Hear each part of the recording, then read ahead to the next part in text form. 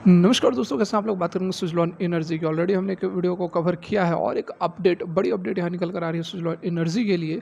क्या कुछ इम्पैक्ट होगा, क्या और बड़ी गिरावट होगी सुज़लॉन एनर्जी के अंदर, सारा कुछ समझे जानेंगे इस वीडियो में। रिक्वेस्ट है, वीडियो काम की लगे, अच्छी लगे तो लाइक करके हमें मोटिवेट करें, चैनल को सब्सक्राइब कर लेते हैं। फर्स्ट टाइम विजिट कर रहे थे जबरदस्त जेन्युइन कंटेंट के लिए सबसे पहले आप चैनल को सब्सक्राइब कर लें।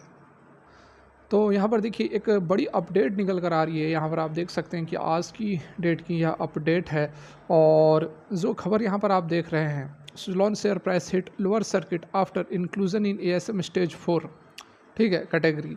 तो ये तो अपडेट मैंने आप लोग को ऑलरेडी बताया था, ठीक है, ऑलरेडी बता दिया था शुक्रवार को जो मार्केट क्लोज हुआ था उसी दिन ये खबर निकल कर आई थी कि 5 अक्टूबर को डाल दिया गया है एएसएम स्टेज 4 में, और उसके बारे में बताया भी था डिटेल से कि क्या कुछ होता है। अगर आपको याद हो तो, अगर आप रेगुलर वीडियोस देख रहे हैं तो मैंने ये खबर आपको पहले ही बता दी थी, आज से 3 से 4 दिन पहले।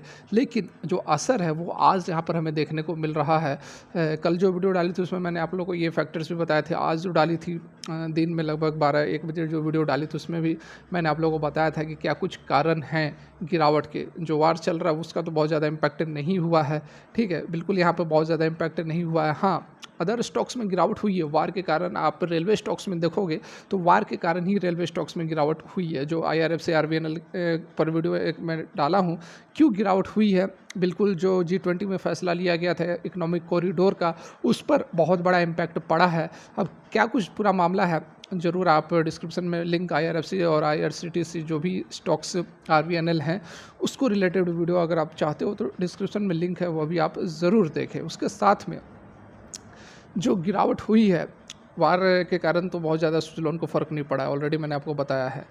थोड़ी बहुत यहाँ पर वैल्यूएशन हाई चल रही थी, ठीक है, वैल्यूएशन हाई चल रही थी, और उसके साथ में ये जो एएसएम वाली लिस्ट थी, एएसएम स्टेज 4 में, ये फाइनल स्टेज होती है, ठीक है, 4 लिस्ट में डाल दिया गया है, तो इसका इम्पैक्ट निगेटिव पड़ा है और ऑलरेडी यहाँ पर हाई वैल्यूएशन पर ट्रेड कर रहा था, उसके कारण से मुनाफा वसूली हुई है।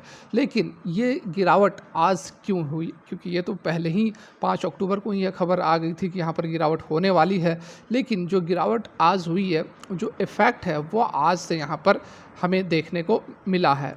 मतलब कि इम्प्लीमेंट आज से, मतलब 9 अक्टूबर से हुआ। ये चीज़ यहाँ पर आप देख सकते हैं। लोअर सर्किट हिट हुआ है, क्यों, क्योंकि the Suzlon energy stock was put on direct stage 4 ASM framework, जो कि इफ़ेक्ट स्टार्ट कहाँ से होगा, तो 9 अक्टूबर 2023, मतलब कि आज के डेट से ही ये जो है इम्प्लीमेंट हो जाएगा।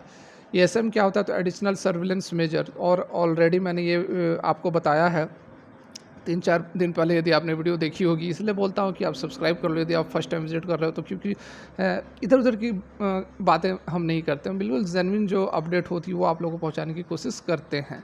एडिशनल सर्विलेंस मेजर क्या होता है, किसी भी स्टॉक के अंदर यदि ज़्यादा वॉलीटिलिटी हो रही है, मार्केट कैप कम है, ठीक है, फ्लक्चुएशंस ज़्यादा है प्राइस के अंदर, तो वैसे स्टॉक को, ऐसी कंपनियों को एएसएम में डाला जाता है, मतलब कि एडिशनल सर्विलेंस मेजर, ताकि जो रिटेल इन्वेस्टर्स हैं उनका जो पैसा है, वो हार्ड अर्नड जो मनी है उसको बचाया जा सके, उसको सेफ गार्ड किया जा सके। इसके अंदर रेस्ट्रिक्शंस भी लगाए जाते हैं, जैसे कि मार्जिन का भी रेस्ट्रिक्शन होता है। बहुत ज़्यादा आपको मार्जिन नहीं मिलते हैं ऐसे स्टॉक्स में। जो सर्किट होता है वो भी बहुत बड़ा नहीं होता है, 5% की सर्किट होती है, ताकि यदि फ्लक्चुएशंस भी हो तो बहुत ज़्यादा ऊपर नीचे वेरिएशन देखने को ना मिले। तो ये सर्विलेंस चलते रहता है। सेबी की गाइडलाइंस है कि किस किस स्टॉक्स को एएसएम लिस्ट 1, 2, 3, 4 में डाला जाएगा। यहाँ देख सकते हैं कि मार्केट रेगुलेटर सेबी जो है और एक्सचेंज है, in order to safeguard interest of investors and enhance market integrity introduce various enhanced preemptive surveillance measure, ठीक है, जैसा कि अभी मैं आपको बताया वही यहाँ पर बात बताई जा रही है। Mechanism to control the price movement to protect investors, however the liquidity of stock get impacted. यहाँ पर देखिए जो एएसएम स्टेज 4 है एक फाइनल स्टेज है। मार्जिन रिक्वायरमेंट जो है वह भी 100% हो जाता है सभी क्लाइंट के लिए, और जो प्राइस बैंड है वो 5% कर दी जाती है। मतलब कि मार्जिन आपको नहीं मिलेगा, जितना आपके पास है आपको उतना ही आप माल उठा सकते हैं, और सर्किट 5 तो आप समझ ही रहे हैं।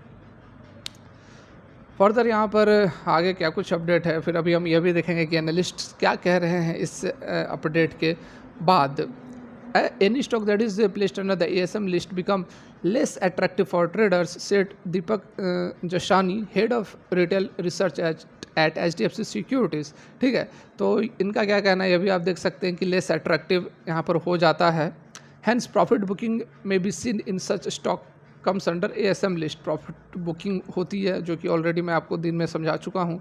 स्टॉक प्राइस कैन स्टेबलाइज, और ये बिल्कुल यहाँ पर ये जो बातें मैं आपको बताया था वही सभी बातें यहाँ पर हो रही है। प्रॉफिट बुकिंग के बाद जो है प्राइस स्टेबलाइज हो जाएगा कुछ दिनों के बाद। This will need to be watched for the in the case of Suzlon. ठीक है, सुजलॉन के अंदर भी यही चीज़ देखने को मिल रही है। While the unusual price movement may have led to the decision of the exchanges and regulator, analysts generally have been positive on the company on improving fundamentals। the company मतलब कि बाकी फैक्टर्स को बताया जा रहा है कि ठीक ठाक कंपनी अच्छी है, फंडामेंटल्स सुधर रहे हैं, डेप्ट को कम किया जा रहा है, ऑर्डर बुक काफ़ी स्ट्रॉन्ग है, तो इस कारण से execution also needs to improve. ठीक है, investor confidence too, however execution also needs to improve, said analysts. ठीक है, तो इसके कारण बहुत ज़्यादा यहाँ पर जो है फ़र्क नहीं पड़ना चाहिए, क्योंकि अदर जो फैक्टर्स हैं वो यहाँ पर अच्छा है सुजलॉन एनर्जी के केस में। उसके साथ एक और यहाँ पर बात बताई जा रही है, वह भी आप देख ले क्या कुछ है। तो कोटक इंस्टीट्यूशनल इक्विटीज़ ने सितंबर में एक बात बोली थी कि जिस तरह से जिस वैल्यूएशन पर सुजलॉन एनर्जी अभी ट्रेड कर रहा है, उसके अकॉर्डिंग सुजलॉन एनर्जी को हर एक साल 5 से 8 गीगावाट जो है विंड एनर्जी को इंस्टॉल करना चाहिए, तभी अपने वैल्यू को जस्टिफाई करेगा। 33% मार्केट शेयर है एट प्रेजेंट सुजलॉन एनर्जी का पूरे इंडिया के अंदर, और टोटल यहाँ पर देखिए 14, या फिर टोटल ग्लोबली बात कर लो तो 20 गीगावाट का विंड कैपेसिटी है। ठीक है, टोटल 20 गीगावाट का सुजलॉन का कैपेसिटी है, और टोटल यदि हम विंड एनर्जी की बात कर ले इंडिया के अंदर, तो लगभग यहाँ पर 43 नहीं, कुछ ज़्यादा है, 78 के आसपास, 78 गीगावाट के आसपास टोटल विंड इंस्टॉल्ड कैपेसिटी है, जिसमें से कि 20 के आसपास जो है सुजलॉन एनर्जी का है। ठीक है, तो यहाँ पर कोटक इंस्टीट्यूशन क्या कह रहे हैं कि जितनी वैल्यूएशन पर सुजलॉन एनर्जी ट्रेड कर रहा है, उसको प्रत्येक साल जो है 5 से 8 गीगावाट को ऐड करना चाहिए। और सरकार ने क्या टारगेट रखे हैं, तो देख सकते हैं government has set a target of adding 8 gigawatt of wind energy capacity annually until 2030 to meet the renewable target. तो देख सकते हैं कि यहाँ पर जो कोटक का कहना है वो बिल्कुल वो अपने आप में जस्टिफाई नहीं कर रहा है। कैसे, तो सरकार ने 8 गीगावाट का टारगेट रखा है कि प्रत्येक साल हम 8 गीगावाट एडिशन करेंगे, तो 2030 तक हमारा टारगेट फुलफिल हो जाएगा।